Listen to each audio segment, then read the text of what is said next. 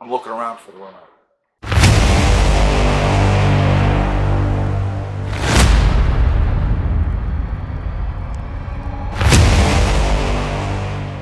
Alright guys, welcome back to the channel. We're trying a new camera out. Hopefully it works out. I hope the quality's okay. Normally, I know, I've gotten comments like, hey, the best lighting you've got so far is the one where you're sitting out in your backyard. It's great. Unfortunately, it's like 90 some odd degrees with a lot of humidity, and I don't want to be sweating all over camera. So, today's video is just a quick update on the Connecticut laws, mainly what we refer to as HB6667. And I'm sure you guys have heard a ton of people online already pontificating on all the changes. I know I've done 2 videos on it. Well, there's been added information from the CCDl meeting I attended about a week or so ago. I know I should have done the video sooner, however, been really busy. That particular week that it happened was my birthday week. Really didn't want to do much. Spending time with my family took precedence over this. Then last week, just never had the time to record. Friday, I had jury duty. Can't even speak. And Saturday and Sunday, I was teaching both days. So by the time I got out of teaching, got home and showered and all that stuff, it was time to eat dinner with the family. And there was really no time to really film anything. And of course, during the week it's hectic with work schedules, mine, my wife's, both the kids that are currently at home, their work schedules because both work full time. Today is actually like the first day I get to sit down and go through these. I was going to link down below the actual live stream that they did. Unfortunately, when I searched for the live stream, it's gone. I have no idea where it went. I know if it's from the CCDL themselves, it is behind a paywall. However, some other people live streamed it, but all of those live streams have been removed. I don't know where they are. So I went off memory. Some of the stuff you're going to be like, oh, he's already talked about this. And other stuff you're going to be like, oh, snap, I didn't know about any of this. So, all right, and deal with the location. I'm trying to use some natural light plus this light. That's a fireplace, TV, and yeah, that back there's a printer. Deal with it. All right, here we go. First and foremost, everybody knows, yes, assault weapons are banned, right? That includes the Connecticut others, which that is probably hands down one of the most popular guns. And we all know we can't transfer anymore, they're illegal. You can still buy lower receivers that are like stripped out from like PSA or Arrow. It doesn't matter. They're all legal still. However, you can't do much with them. You can build a 22 long rifle or like some amalgam bolt action style gun. Building what you would think of as an AR-15 can't happen. Completely illegal. No Connecticut others, nothing like that. Unless you're obviously law enforcement or active duty military. Alright, so if you are one of those that did your Form 1s, like me, and I did mine for a very specific reason. We know that there was mass non-compliance with these Form 1s for guns that had these pistol braces on them. But in Connecticut, we have the other, we all know what those are. So if you did your Form 1s, when it comes to getting your assault weapons certificate from SLFU or DESP, or we'll just refer to them as SLFU, it's not till next year, and they have no idea what they're doing about it. There's no paperwork, there's no game plan as of yet. They are just as lost as everybody else. But they did say if you did your Form 1s, that will suffice as doing the registration with the state. Basically, I would assume you're just giving them a copy of your Form 1s. For me, I haven't gotten my approvals back yet, but I had to take copies of those Form 1s, what the ATF emails you back, like your application basically, and I had to take those down to my chief of police because you're supposed to do that. When you do your Form 1s, you have to put down who your chief of police is. Well, you're throwing their names out there, so kind of, you got to take it down to them and let them know. So where I live, the town I live in, Meriden, was totally cool. I went down to the records department, police station, and I was like, hey, I got a couple of Form 1s for you for the whole pistol brace thing with the ATF. They knew what I was talking about. Lady laughed. She told me I was the only one. Now, I know for a fact there are other people in this town that own guns like that, but I'm the only one. I don't know if that means that I'm doing my due diligence, I'm being a law-abiding citizen, or I'm just a sucker. You decide. All right, so Form 1s. If you have your Form 1s, you're not going to have to do the registry with the state. The Form 1 will suffice.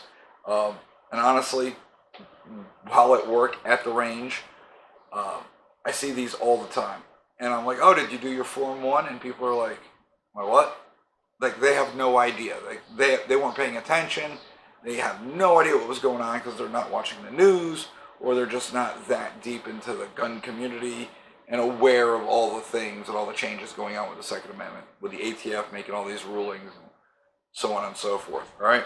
But you may have seen on other channels where they made the ATF made an arbitrary rule about forced trigger reset, and how people who don't even own them, they were just like Googling them to get information on them. ATF is showing up with letters saying, hey, we declared these illegal and you need to turn them in. If not, you're a felon, etc., etc. So, listen, I'm sure they know your gun has a brace on it. It's Big Brother's watching you, all right? The courts, you're looking at years. The courts are dragging their feet, and you really honestly think that a lot of these judges are going to be siding with you. There's some cool judges out there. There's some really good courts of appeal before everything gets to the Supreme Court. And these courts of appeal, like, they have some really good rulings, but they only affect a certain portion. They don't affect, like you here in Connecticut, because you're behind enemy lines. So there you go with that. All right, moving on. We're going to talk about open carry. That takes effect October 1st. We know open carry is going to be completely illegal in the state of Connecticut. Well, currently they don't really care if it's open or concealed. It's just a carry permit. So until then, guys, I would recommend express your right. Open carry. Normally I would recommend not to, because you don't want to draw attention, but you've got a small window to do it. I guess if you got it, flaunt it. Now, here are some of the things that the lawyer discussed during the CCDl meeting. So open carry, October 1st, establish that. Okay, so where can you still open carry? Well, it's pretty simple. Your home, your property, meaning like your yard and whatnot, land or property that you lease or rent. Your business, not you come to my business and I'm open carrying to say it's my business. That doesn't mean you can. However, you would be able to do that if I posted a sign saying open carry is welcome. So where would that really come into effect? I don't know, like the gun range. You show up to the gun range, most people that I've talked to, they're like, hey, you come into the range, open carry is permitted. There you go. Now, certain owners have said they're not sure that they can do that, and they're not sure about the law. The law is pretty clean cut. I mean, it's black and white. It's pretty simple to understand. Give permission and people can open carry. So like where I work, right? So I open carry at work. Why? Because I don't know who you are. You've got a gun. You're standing there. It's in your hand. And my gun is supposed to be concealed underneath my polo or whatever I'm wearing that day. So you're already ahead of the power curve because the gun's in your hand. And if you tried something stupid and I had to say defend myself, now I have to dig through clothing to to get to my gun. That makes no damn sense. And I've expressed this. I'm like, that makes no sense. All you have to do is give your employees permission to carry a gun open on your business property. It's in the law. That's what it says. And I get told, I don't think I can do that. So, if you guys are, a fan of this channel, then you know where I work. So, will you be able to? I can't answer that. They're making it sound like, nope, you're not going to be able to, and they're not going to give you permission, and they're definitely making it sound like the employees are going to get shafted and have to conceal also. So, whatever. High cap mags, which to normal people would be standard capacity magazines. They are reopening the registration for those. For people who maybe found a few. You declare you have 10. This is back in 2013. And then you're cleaning out your closet and you find another 5. It happens, I guess. They're going to open that up, another amnesty where you're going to be able to claim those high capacity magazines, the standard capacity 30 round magazines, things like that. When you have those, if you're at the gun range, you can't load them past 10. Where could you load those over 10? At your own home. That's weird. So, standard capacity magazines can be completely topped off as long as they're in your home. Once you leave your home, you can only put 10 in them. Even though they can hold more, you're only going to be able to put 10. There is no plan. They have no idea. There are no forms. SLFU has they're clueless when it comes to this. They don't even know how they're going to do it. That and the assault weapons. No plan. There's nothing. There's no rumbles, no rumors. There's no thought into what's going to happen. We've asked them on our end, like, hey, what can we tell people? And they're like, we don't know. So your guess is as good as mine. When I know, you'll know. They did talk about the clean slate program toward the end of the meeting. It was getting late. It doesn't really pertain to me or to you, the law-abiding gun owner who already has a permit. The clean slate program is designed for those who are convicted of certain misdemeanors or felonies that would prevent you from getting a state permit. If you guys really want to know more information on that, throw it in the comments. I don't know, I'll research it. I'll talk to a couple of lawyers, and I'll get you that information. Application changes. So right now, when you apply for your temporary permit, because that's the way it works in Connecticut, your 60-day temporary permit, the law clearly states that the police department for the town in which you live has 8 weeks to get this done. Some towns are really good. They get it done within a week. I've seen towns get it done in a couple of days. And then I've seen other towns where it's 9 months. There's a few towns where it's years. I know one town in particular, it's never. There's always an excuse why they can't process these. And yes, they are getting sued by the CCDl. So what is the change? Under the new law, they get 16 weeks. So if they can't process it in 16 weeks, what are you supposed to do? They don't even follow the 8 weeks the 8-week law now. All right. So if I'm reading notes here, if for some reason those 16 weeks do go by, for all you new permit applicant people, or for those that let their permits expire and you have to redo your application after you take a class.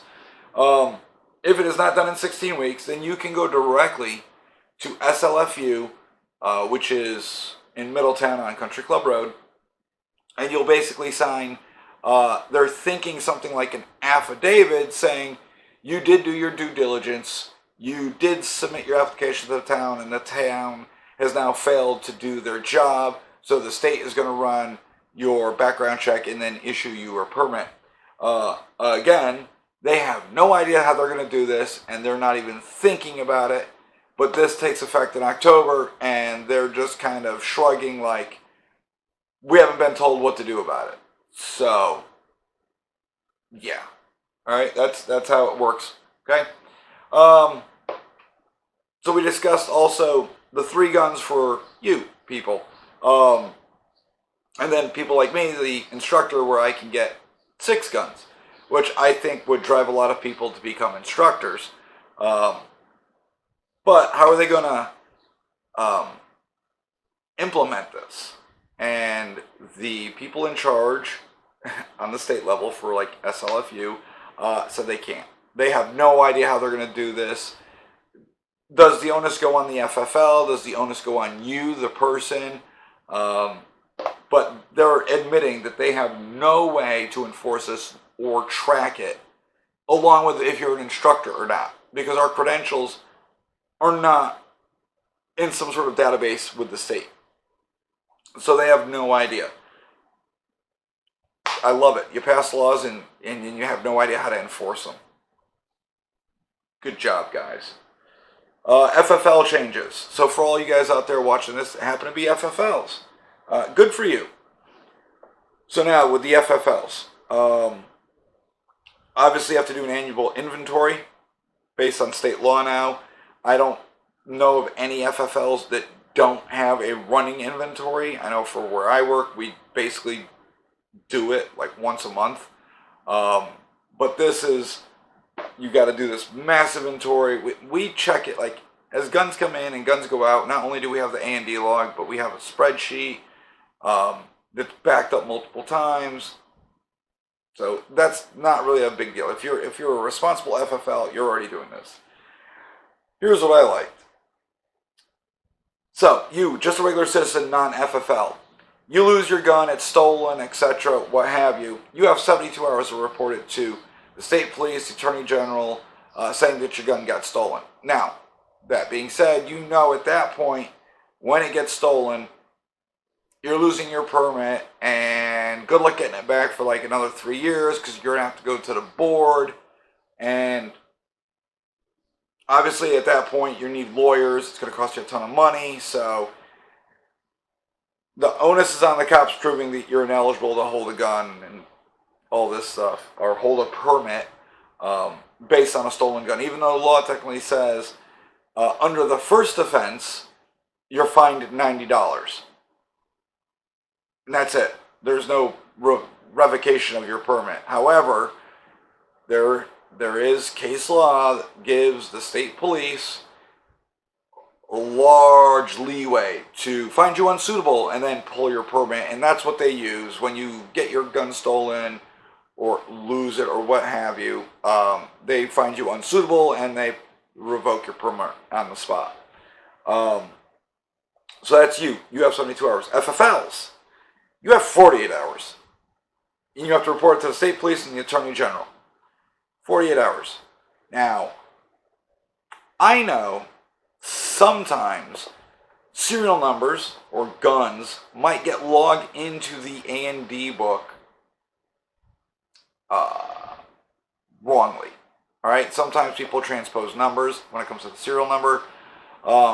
They might put down the wrong manufacturer or wrong importer. I mean, these things happen, okay? We're human, we err.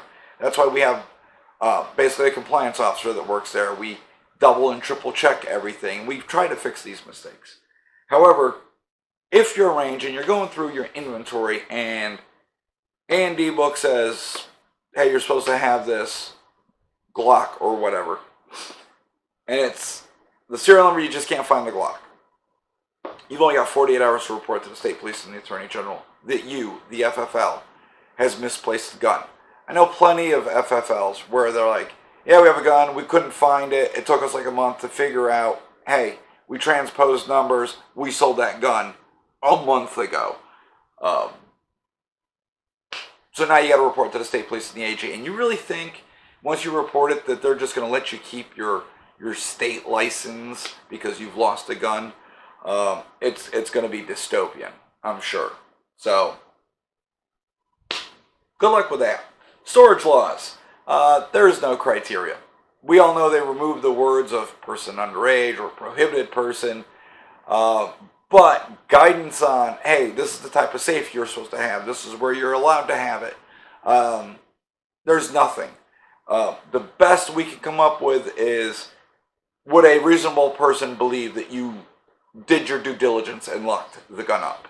So if you're the type of person that has one central safe that weighs 2,000 pounds in your basement, bolted down, and it's, never going to go anywhere, well, good for you. If you're the other type of person where you just put biometric safes all around your house because you have guns everywhere, I don't know if that's good enough. Me personally, I would not want to have to run through my house down to a dark basement to unlock a safe. You need the gun, you need it right away. So if it's not on you, it's going to have to be locked up. It doesn't say it's got to be on you, or at least like within your reach, within your control. So I guess put safes all throughout your house. That's the best I can do for you. They have no idea. They don't even know how they're going to enforce all of this. Whatever. If you have more questions about the laws and a few things that I didn't cover, you know what? I'll link the other videos definitely down below, maybe up here somewhere. I don't know if I remember to do it. And that's pretty much all the lawyer really talked at the meeting. I mean, it really wasn't anything new that we haven't discussed, but there was some, I'd like to say, clarification on other things, because they wrote a really bad set of laws. They are convoluted, hard to understand, and they used language that the common person, in my opinion, doesn't use and can't understand. I'm not saying you're ignorant or you're dumb. I'm just saying we don't speak legalese, right, in our day-to-day life.